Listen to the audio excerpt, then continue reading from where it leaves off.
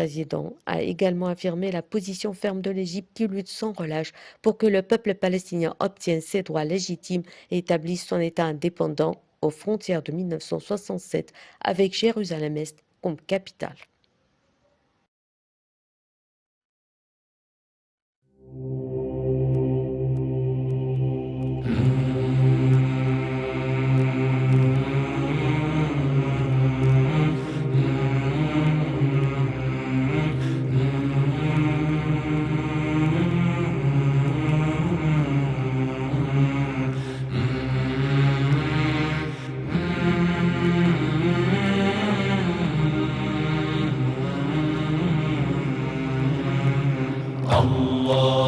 اللهم صل على سيدنا محمد النبي الأمي وعلى آله وصحبه وسلم اللهم صل على سيدنا محمد النبي الأمي وعلى آله وصحبه وسلم.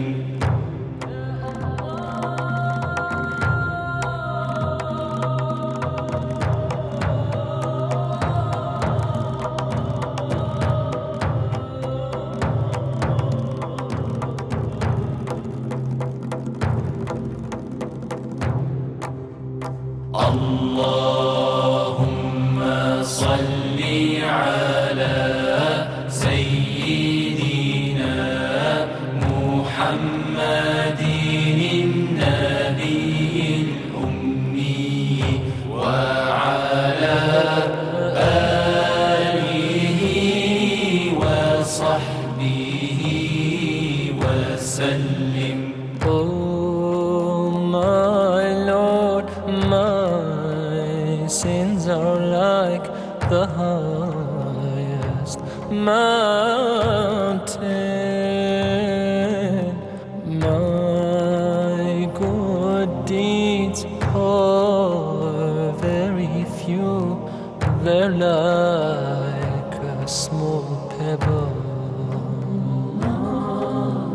I turn to you, my heart full of shame, my eyes full of tears. Bestow your forgiveness and mercy upon me. Ya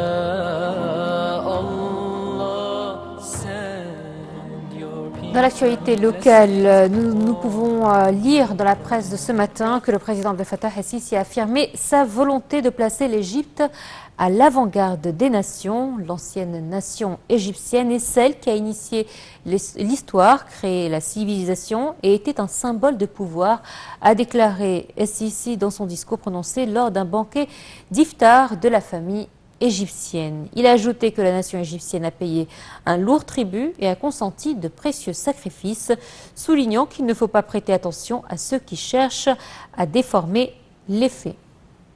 Oui, effectivement, chers téléspectateurs, le président a décrit le peuple égyptien comme un héros de lutte permanent pour surmonter les difficultés et les défis. Le président a noté que l'État et le peuple assument la responsabilité de reconstruire l'identité égyptienne dans les années à venir, soulignant l'importance et la volonté de l'État de fournir une bonne éducation et des soins de santé inclusifs.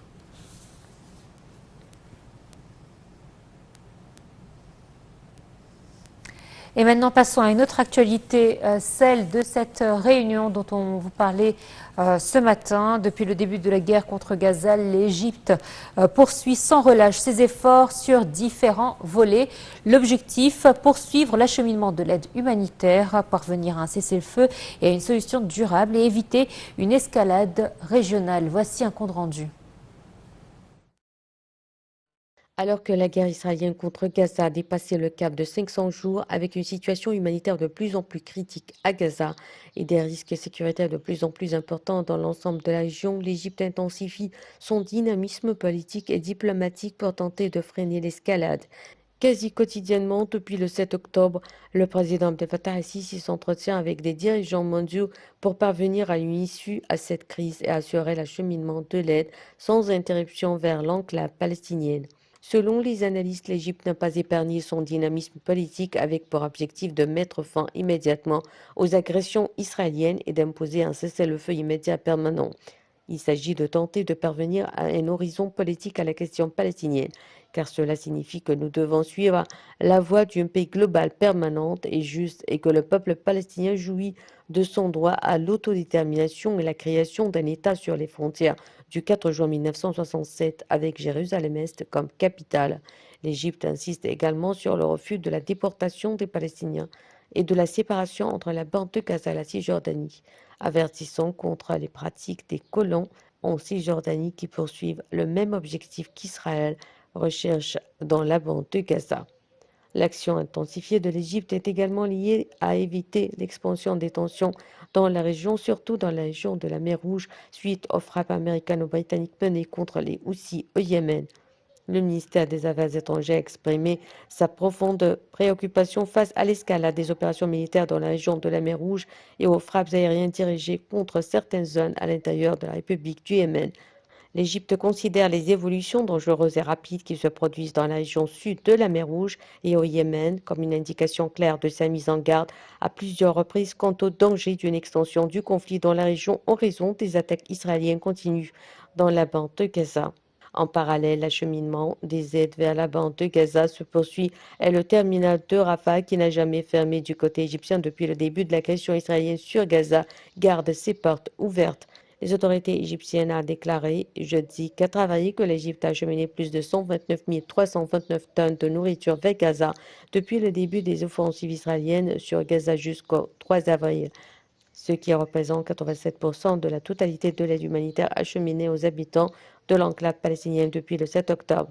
Cette aide est constituée de 10 868 tonnes de médicaments et de fournitures médicales, 10 235 tonnes de carburant, 26 364 tonnes d'eau, 123 voitures d'ambulance et 43 073 tonnes de matériel de secours. L'Égypte a reçu 3 700 blessés, 6 071 accompagnateurs ainsi que 10 cas humanitaires depuis le 7 octobre. 582 vols transportant de l'aide en provenance des pays du monde entier ont décollé de l'Égypte vers la bande de Gaza. À noter que l'Égypte avait contribué à l'acheminement de plus de 87% de l'aide humanitaire aux habitants de Gaza.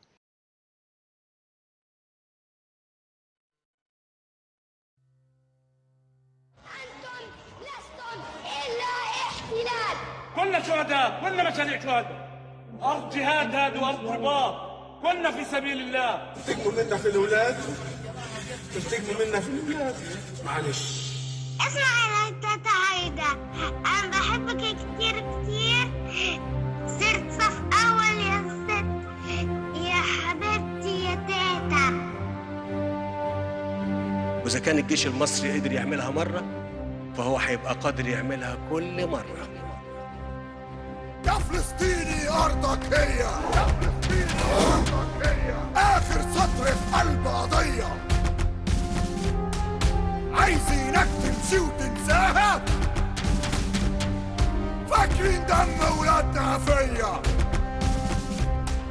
عالم أعمى ما عنده ضمير، قلب الحق بدون تفكير. نطق فلسطين عنده جريمة. طب يا فلسطين جاي التحرير، طب يا فلسطين جاي التحرير.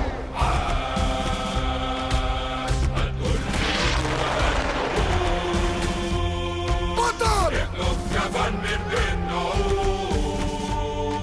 شهيد ينده علي وابقى على صوت علمي ومكاني ما تسيبوش. 100 مليون على خط حدود، 100 مليون رجالة جاهزين لليوم الموعود.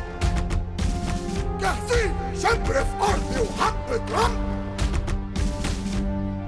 دم فداها وليها سود.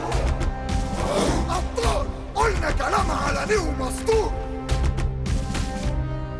فاكر طبعا ذكرى كيبون أكتوبر اللي عملها سهل يعيدها.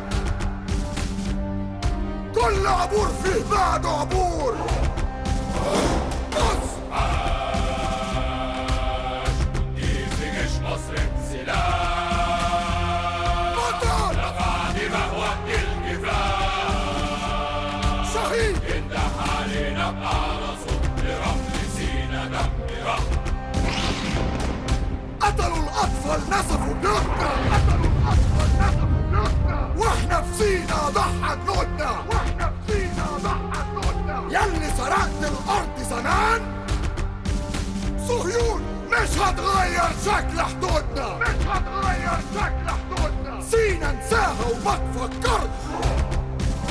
انساها اللي اتروى بالدم ما برش. رجالة مهما هتستعلى وتستقوى جيش بعقيدة عليه ما تقدرش. جيش مصر عاش دمي ودمك دم غالي. عالمي وعلمك جوه بالي.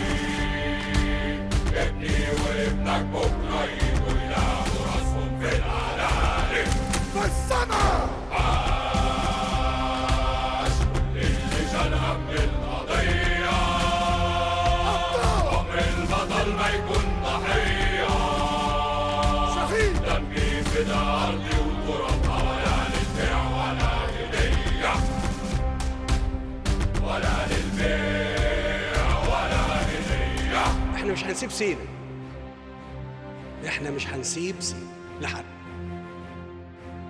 يا تبقى سينا بتاعت المصريين يا نموت.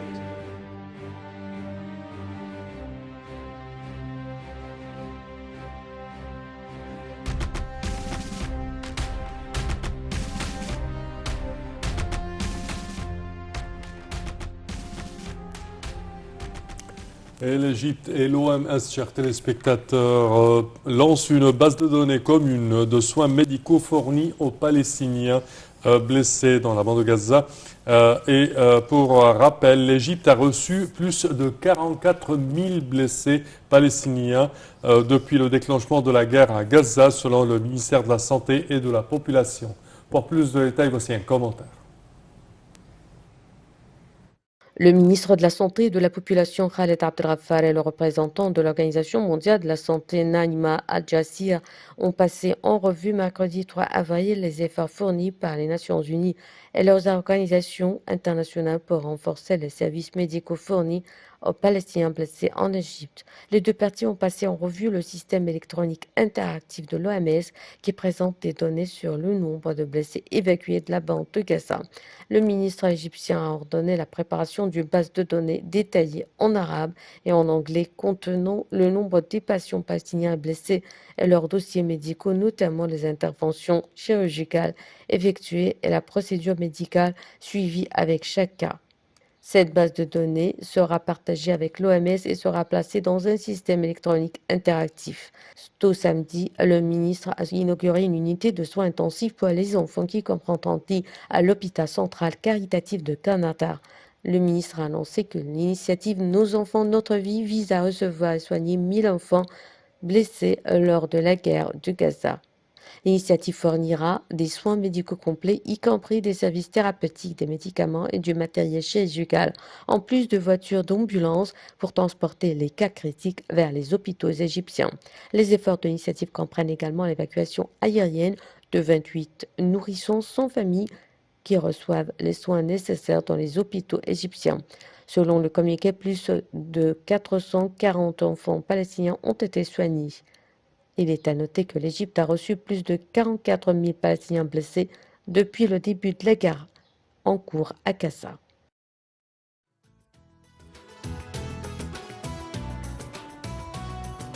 Et nous a rejoint par téléphone son Excellence l'ambassadeur Medhat El-Melig, ancien ministre adjoint aux Affaires étrangères, pour nous parler justement de la situation et de ce qu'il en est de cette trêve. Monsieur l'ambassadeur, bonjour. Alors aujourd'hui, nous sommes le 7 avril.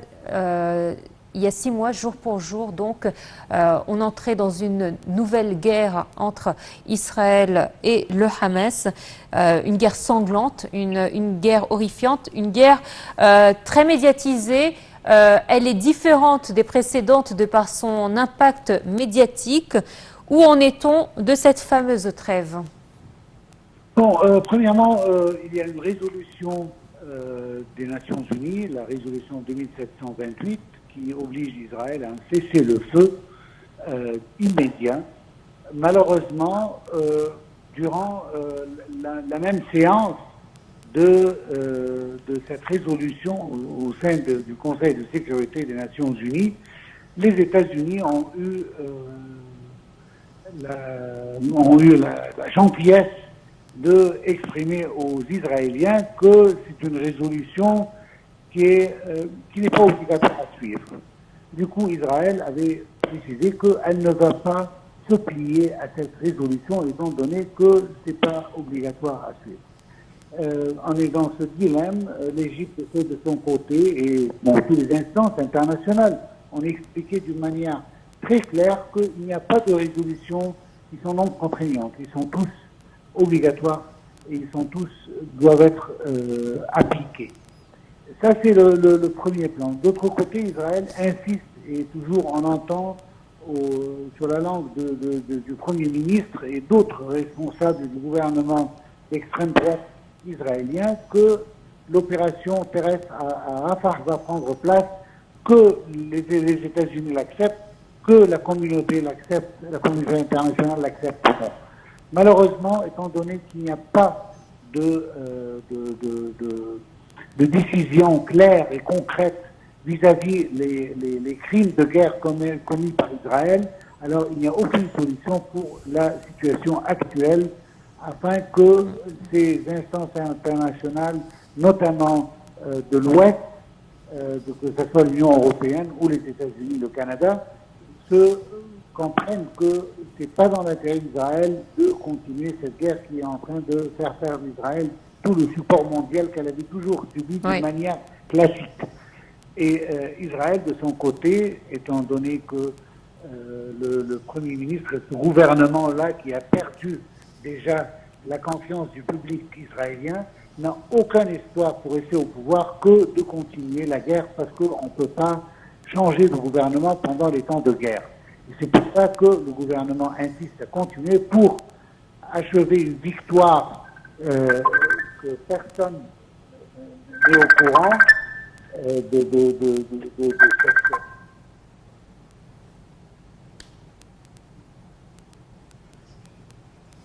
Alors, il se pourrait qu'il y ait un autre appel qui est interféré dans notre communication. Alors, je vous rappelle justement qu'aujourd'hui est prévue une grande réunion avec les grandes têtes et les responsables de ce conflit. On a d'une part le chef de renseignement du Mossad qui est arrivé au Caire pour justement pouvoir trouver une solution en discutant avec la partie adverse, celle du Hamas. Les représentants du Hamas sont également arrivés au Caire. La partie qatari serait aussi au Caire, la partie américaine et aussi la partie bien évidemment égyptienne qui est le pays hôte de cette fameuse réunion. Il sera question de différents points, c'est-à-dire que le Hamas... Alors justement, nous vous avons récupéré, monsieur l'ambassadeur. Je m'excuse. Non, aucun problème, c'est normal. Alors aujourd'hui, comme on parlait vous disiez avant cette interruption, oui. Il est très clair que la situation devient de plus en plus tendue. Cette résolution qui devait être appliquée jusqu'à la fin de Ramadan, déjà on est à la fin de Ramadan et il n'y a aucun signe que Israël a l'intention d'obéir à cette résolution selon les États-Unis, qui est non contraignante, et du coup Israël continue avec ses plans de envahir Rafah et rien ne va l'arrêter, que ce soit le Ramadan ou même le Eid al-Fitr ou le génocide qu'elle est en train d'appliquer contre le peuple palestinien, ou même les échecs de l'armée israélienne en tuant les travailleurs des organisations, des ONG qui travaillent pour le support du peuple palestinien. Et moi, de mon côté, je pense que malgré que je n'ai pas les ressources et les informations complètes, mais il me semble que c'est assez clair que c'est une attaque qui était exprès. Je trouve que selon les rapports de l'organisation même, que ce convoi était déjà... était une cible. Pardon ? Le convoi était une cible. Pas seulement cela, mais le convoi était les autorités israéliennes étaient informées de ce convoi et du personnel là-bas. Il est très clair que toute organisation qui essaye d'aider le peuple palestinien à surmonter la crise actuelle sont des cibles pour l'armée israélienne pour que personne n'ose à aider le peuple palestinien jusqu'elle termine son aventure qui ne donne que des morts pour les Palestiniens. Alors je trouve que c'est fait exprès et c'est pas intentionnel, au contraire c'est intentionnel et du coup Israël doit montrer exactement les résultats des investigations qu'elle a fait pour nous faire comprendre, et la communauté internationale, comment est-ce que cet accident a pris place. N'oublions pas que un point très important qu'on doit clarifier ici, que le monde, en sa totalité, même le président Biden qui refuse depuis plusieurs semaines de parler avec le Premier ministre israélien, a trouvé le temps maintenant pour parler avec le Premier ministre Benjamin Netanyahou à propos de cet incident. Mais avant cela, même avec plus de 150 des employés de l'UNRWA, qui est une organisation internationale et pas seulement une ONG britannique, cela n'a suscité aucune réponse, aucune réaction du président américain et de la communauté internationale d'une manière claire. Mais quand il s'agissait de citoyens européens, alors là, le monde a agi d'une manière très concrète contre Israël pour, encore une fois, nous prouver le double standard dont on parle depuis des décennies et que personne ne veut l'admettre. Maintenant, il est clair, encore une fois, encore une évidence, que le monde travaille avec Israël avec un double standard quand il s'agit de travailleurs européens. Alors, 7 travailleurs européens, 7 membres de cette organisation, de cette ONG, étaient suffisants pour que le monde réagisse. Mais plus de 150 de l'UNRWA, parce que la majorité sont des Palestiniens, cela n'a provoqué aucune réaction de la communauté internationale. Oui. Votre Excellence, bonjour. Bonjour à vous. Alors, hier, le président Abdel Fattah el-Sisi, au cours d'une cérémonie pour célébrer Laylatul Qadr, ou la nuit du destin, il a parlé du support accordé de l'Égypte vers Gaza, certainement le largage aérien d'aide humanitaire et médicale dans le nord de la bande de Gaza, mais également, il a répété cette fois-ci et maintes autres fois également le refus catégorique de l'Égypte de déplacer, déplacement forcé de la population, tout déplacement forcé de la population palestinienne dans leur territoire même et certainement hors de leur territoire. Comment voyez-vous ces propos et la raison pour laquelle le président répète sans cesse cette notion? Bon, Son Excellence, Monsieur le Président, et tout autre responsable du gouvernement égyptien répète ce point pour 2 raisons claires pour tout le monde. Le premier, le plus important, c'est le refus complet de la liquidation de la cause palestinienne par le déplacement forcé des Palestiniens en dehors de la bande de Gaza et même à l'intérieur de la bande de Gaza, comme on le voit actuellement, que la majorité de la population de Gaza est coincée dans l'enclave de Rafah, tout simplement. On a plus de 1,5 million d'habitants dans des circonstances vraiment inhumaines qui vivent dans cette enclave. La deuxième raison pour la répétition de ce que M. le Président a réaffirmé hier, c'est le refus de l'utilisation de l'Égypte comme une place pour ce déplacement prévu israéliennement par le gouvernement israélien pour qu'on puisse terminer avec la cause palestinienne. Il y a même d'autres rapports qui parlent que le port qu'on est en train d'essayer de construire actuellement pour des raisons humanitaires, ce port servira dans un futur assez proche à déplacer les Palestiniens vers d'autres pays étrangers en dehors totalement de la région. On a entendu des rapports parler qu'il y a des pays qui ont exprimé déjà qu'ils sont prêts à recevoir des réfugiés palestiniens et tout cela ne sert qu'à liquider la cause palestinienne. Et c'est pour ça que l'Égypte insiste à répéter toujours ce point pour que la communauté internationale comprenne exactement que cela c'est une ligne rouge pour l'Égypte et je pense aussi pour la Jordanie de transporter d'une manière volontaire ou non volontaire, parce que même volontaire dans des circonstances pareilles, on ne peut pas considérer ça comme volontaire. Et ce que Israël est en train de faire d'ailleurs, c'est de rendre la vie des Palestiniens dans la bande de Gaza impossible, de sorte que d'une manière volontaire, entre guillemets, les Palestiniens peuvent penser à immigrer vers d'autres terres où ils auront la paix qu'ils n'ont pas pu avoir dans leur propre territoire. Et cela ne peut pas être considéré comme une immigration volontaire, mais c'est plutôt forcé par la force des choses et par la force d'Israël qu'elle est en train d'exercer contre eux. Et je trouve que c'est très important de préciser ce point pour que la communauté internationale accepte que cela ne va jamais être accepté par l'Égypte ou par tous les pays qui veulent vraiment une solution finale à la cause palestinienne. Et on le sait toujours, la solution, on l'a toujours indiqué, c'est l'État palestinien indépendant sur les terres occupées, les territoires occupés à partir du 5 juin 1967.